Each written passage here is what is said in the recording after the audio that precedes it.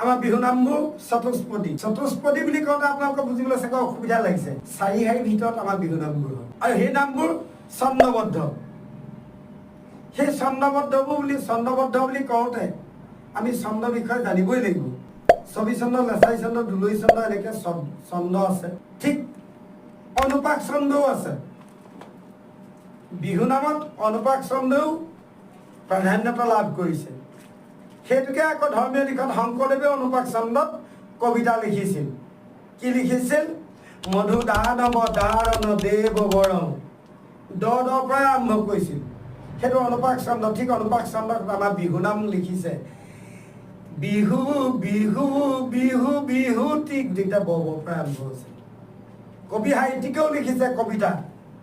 বগাকৈ বগলী বহলাই বহিছে, বুটলি বিলাও গৈ বলা, হয়নে? গোটেইবোৰ বৰ পৰা আৰম্ভ হৈছে। এইটো হৈছে অনুপাক ছন্দ। আমাৰ বিহু নামত যদি আৰম্ভণি হৈ শেষত দন্ত তত শেষ হৈছে, আকৌ পিছৰ চৰণতো এই দন্ত ততে শেষ হ'বগৈ। যেনে কুলি কুমলীয়া মাত মাত, কুলি মাতে শুনি ৰ'ব মই নোৱাৰো, ঐ পেটলৈ নাযায় মোৰ ভাত মাত ভাত। বুজি পালোনে? এইটো হ'ল ছন্দ। মই সেইষা বিহু নাম বুলি কোৱা নাই, কিন্তু মই ঘপককৈ আপোনালোকক উপমা এটা দিবৰ কাৰণে এই কথাটোকে লৈ আহিছোঁ।